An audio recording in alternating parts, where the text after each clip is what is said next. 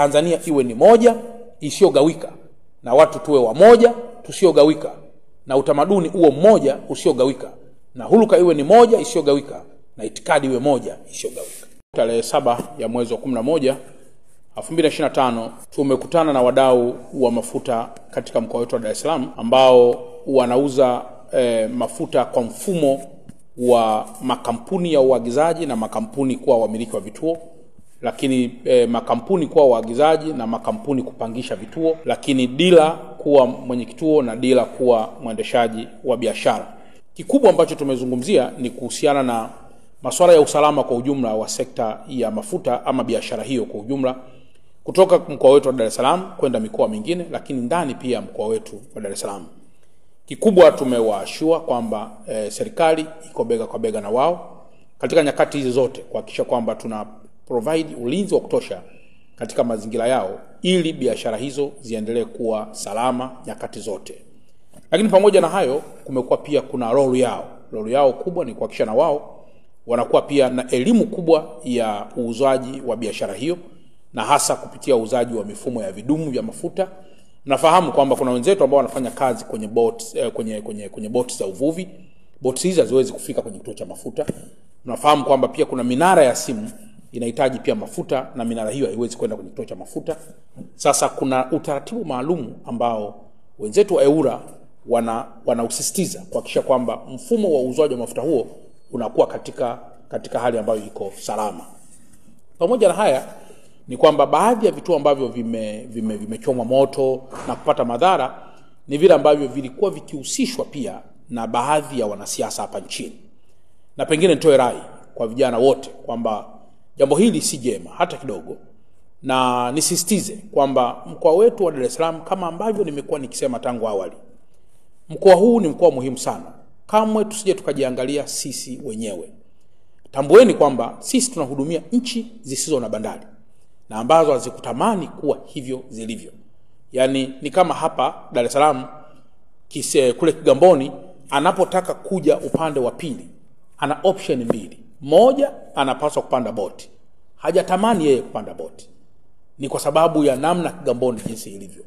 Kwa jambo la kwanza tufahamu sisi wa Dar es Salaam inahudumia wenzetu wa nchi zingine.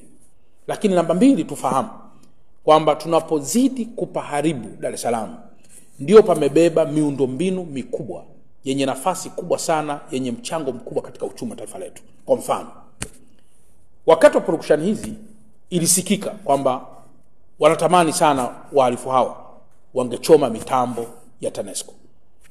Ndugu zangu waandishi wa habari, tuna Kinyerezi 1, tuna Kinyerezi 2, tuna Ubungo 1, tuna Ubungo 2, tuna Ubungo 3, na tuna Tegeta. Hizi gas plants kwa pamoja zinafanya production ya megawatt 952.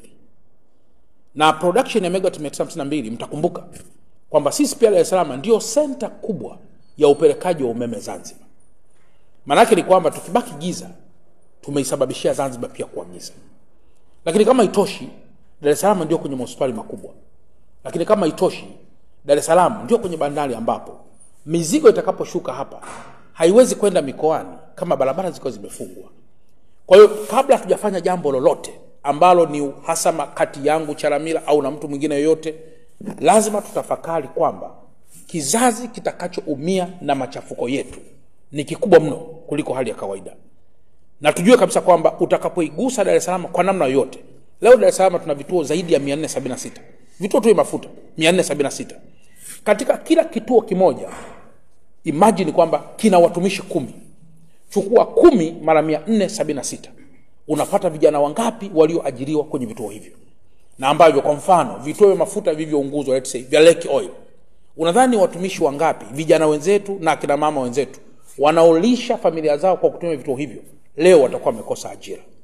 Kwa hiyo kwenye kila maamuzi tunayotaka kuyafanya, lazima pia tufahamu kwamba Dar es Salaam ni kitovu kikubwa sana cha masuala mengi. Tunafahamu wapo vijana wa pikipiki wanaweza kuingia katika mkumbo, wapo vijana bodaboda wanaweza kuingia katika mkumbo, yapo makundi mengine yanaweza kuingia katika mkumbo, vijana labda machinga na makundi mengineyo. Naomba niwaeleze kwamba leo pikipiki isipofanya kazi inaathiri mnyororo pia wa kiuchumi wa mtu mmoja mmoja. Bajaji isipofanya kazi inaathiri pia mnyororo wa kiuchumi Kwa hiyo nitoe rai kwamba wenye viti wa serikali za mitaa wote kwa kusaidiana na watendaji wa kata zao wahakikishe wanaendelea kukaa na vijana wa pikipiki, vijana wa machinga na makundi mengine ya vijana katika mitaa yetu, kutoa elimu kubwa kuhusu madhara yanayoweza kutokea kama jambo hili tutaendelea kuliona katika hali ya mizaha. Lakini mimi kama mkuu wa mkoa bado nayaalika makundi yote kwa pamoja, yawe ni makundi ya vijana, yawe ni makundi ya wazee au ni makundi ya kina mama, tukutane kwa pamoja tuweze kuzungumza nini hasa tunachokihitaji ili mwisho tuweze kutatua masuala haya pasipo kuleta madhara makubwa. Jeshi la polisi linaendelea na masuala ya kiulinzi na vyombo vingine vyote. Tunaendelea na masuala ya kiulinzi na usalama katika mkoa wetu. Lakini hata sisi hatutamani hata kidogo kuona kuna kupoteza mtu hata mmoja au kumpata madhara ya aina yoyote. Hii inategemeana sana na masuala ya uelewa wa kila mmoja kuhusu role yake ya kulinda amani katika mkoa wetu. Kwa hiyo nihitimishe tu kwa kusema kwamba leo ni mwanzo wa kukutana na kundi moja, na ambalo ni maelekezo pia ya Mheshimiwa Rais na Amiri Jeshi Mkuu kuendelea kukutana na makundi haya nyakati hizi za uponyaji. Huu ni wakati wa healing, ni wakati wa uponyaji. Kila mmoja azungumze, tuweke mezani masuala yale yanayopaswa kutekelezwa yatekelezwe, na yale ambayo yatahitaji mchakato wa kisheria tutayaweka katika meza kuu ili yaweze nayo kuanza kufanywa kazi. Lakini mwisho, Tanzania iwe ni moja isiyogawika, na watu tuwe wamoja tusiogawika, na utamaduni uwe mmoja usiogawika, na huluka iwe ni moja isiyogawika, na itikadi iwe moja isiyogawika.